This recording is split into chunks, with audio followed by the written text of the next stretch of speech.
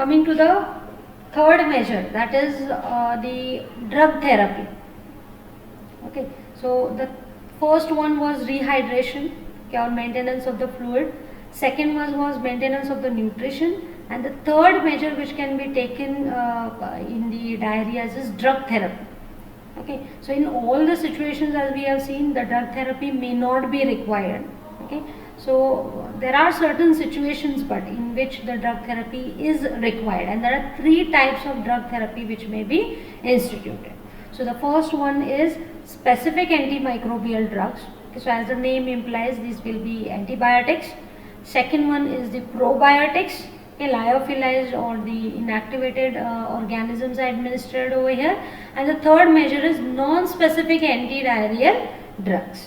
Okay, so to start with the first one, that is the antimicrobials, the role of antimicrobials in the diarrhea. Now usually we have seen that generally whenever a person suffers from diarrhea, almost in every case antimicrobial agents are utilized. Okay, so it's become a routine practice to administer an antimicrobial agent in a person who is suffering from diarrhea.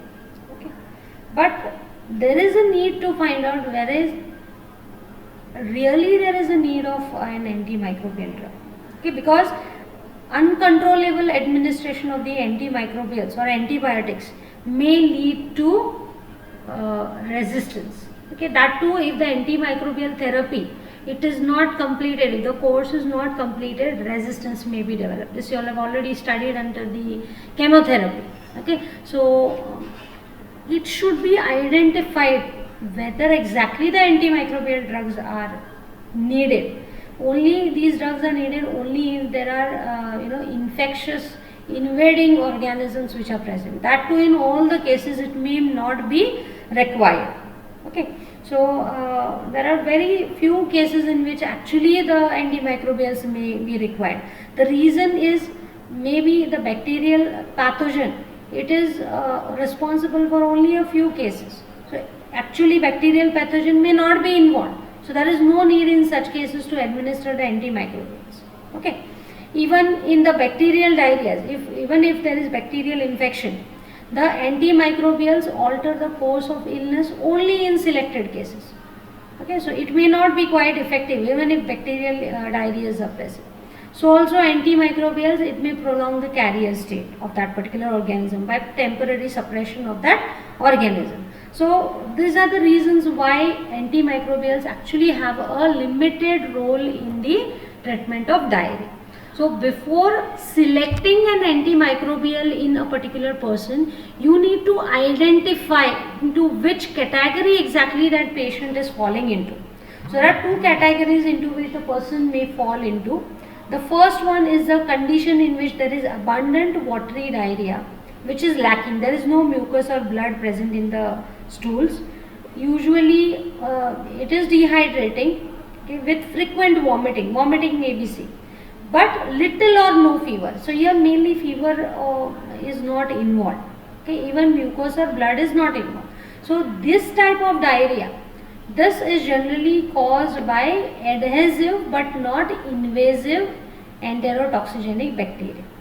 Okay, so these are non-invasive enterotoxigenic bacteria like your cholera, okay, ETC, enterotoxigenic E. coli, then Salmonella enteritidis, or by rotavirus or other such viruses. Okay, usually they increase the secretion by activating the CAMP in the intestinal mucus. Okay, so that's the reason why diarrhea is precipitated. So here actually ORS is a must. Okay, antimicrobial is not the main therapy in this type of diarrhea. Whereas the second type of diarrhea in which there are slightly loose, smaller volume of stools, frequently with mucus and or blood which is present in the stools, mild dehydration may have taken place and fever is present along with the abdominal pain but not vomiting. So these are the two different types of diarrhea. So this type of diarrhea is actually where a invasion is involved. Okay, so it is actually caused by entero-invasive organisms like Shigella, enteropathogenic E. coli, Campylobacter jejuni or Salmonella typhimurium, Yersinia enterocolitis, Entamoeba histolytica or Clostridium difficile. So these are some of the invading microorganisms which may involve, and this is the type of diarrhea actually wherein antimicrobials are needed. Okay. Now, before going into the actual antimicrobials which are effective against different types of infections, let us see what are the situations in which antimicrobials are of no value. It is not supposed to be used. So diarrhea which is due to non-infective causes, okay, say for example because of irritable bowel syndrome, or the celiac disease in which consumption of certain food may result in diarrhea, or pancreatic enzyme deficiency, or tropical sprue, or thyrotoxicosis. So these are the reasons wherein antimicrobials are not supposed to be administered. Even rotavirus or salmonella food poisoning. So these are quite self-limiting. So in such cases actually antibiotics, if you administer, it may be more harmful, okay, rather than being beneficial. Okay, so usually these conditions may be treated by ciprofloxacin or azithromycin or IV cefatriaxone. Okay. Now, conditions in which antimicrobials are useful only in case of severe disease. If these conditions are severe, then and only then antimicrobials are required. If these conditions are mild, antimicrobials are not supposed to be administered. The first condition is traveler's diarrhea. It may be due to enterotoxigenic E. coli, Campylobacter, or certain viruses. So here drugs like or antibiotics like cotrimoxazole, norfloxacin, doxycycline, these may be utilized. Rifaximin is another drug. Okay, so that is rifamycin actually, which is active against the E. coli, specifically if E. coli is involved. Next condition is enteropathogenic E. coli.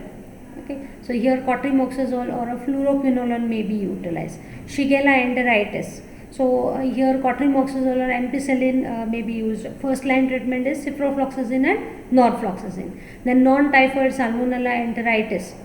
So here severe cases may be treated with a fluoroquinolone or cotrimoxazole and ampicillin. Yersinia enterocolitica. So here cotrimoxazole may be more suitable in severe cases, or else ciprofloxacin may be used as an alternative. And the third case is where the actual antimicrobials are regularly utilized. That is in case of cholera. Okay. The tetracyclines may be utilized, which is a first line treatment over here. Alternatively, cotrimoxazole may be utilized. Then multi-drug resistant cholera strains have developed. So here these may be treated with norfloxacin or ciprofloxacin, okay, or ampicillin and erythromycin are also effective. Next condition where antimicrobials are required is Campylobacter jejuni. So here norfloxacin or any other fluoroquinolone or erythromycin may be utilized, specifically in the small children. Next condition is Clostridium difficile. Here metronidazole is the drug of choice. Apart from that, vancomycin may also be used as an alternative drug. Then there are certain diarrheas which are associated with the bacterial growth in certain benign loops in your intestines, or diverticulitis. So here tetracycline or metronidazole are preferred. Next condition, amoebiasis and giardiasis. Okay, so these are also infectious diseases wherein metronidazole or diloxanide furoate may be utilized. Next type of drug therapy is probiotics. Okay, so the role of probiotics. Now let us see first what are probiotics. So probiotics, these are the microbial cell preparations. So either here there are live cultures of organisms, or these are lyophilized powders. Okay, so inactivated organisms may be present. So why these particular probiotics are given is they are given to restore and maintain the healthy gut flora. Okay, so usually antimicrobials, when you administer, they will start killing the invading microorganisms, plus at the same time it may also destroy the normal flora of the gut. As you are all aware of that, your intestine, it contains certain organisms which are normally present, that is known as a normal flora of the intestines. Okay, so that may be also destroyed by the antimicrobial therapy or the antibiotics. Okay, so this alteration of the gut flora, that can be balanced with the use of this probiotics. Okay, so recolonization of these microorganisms is done, which are non-pathogenic in the gut. So generally these microorganisms are lactic acid forming bacteria and yeast. Okay, so generally the organisms which are used as probiotics are lactobacillus species, bifidobacterium, then streptococcus faecalis, enterococcus species, then the yeast like saccharomyces boulardii. So these are the organisms generally which are used as probiotics. So either live cultures or lyophilized, the lyophilized form, these are administered to replenish the normal flora of the gut, which is distorted by the antibiotic therapy.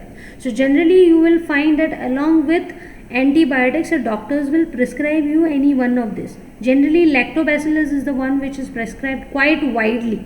Okay, now though these are used quite popularly nowadays, okay, many times it is combined along with the antimicrobials. Okay, but generally it has been found that it may not be essential to administer these probiotics in a particular individual. Okay, so generally it is not justified. Okay, but usually it is preferred to be prescribed along with the antibiotics. Now apart from these probiotics, you may also go for some natural measures like curd or yogurt. These are also an abundant source of lactic acid producing organisms. So rather than consuming the probiotics, you can also go for this curd or yogurt consumption also. That will also help in restoring the normal flora of the gut.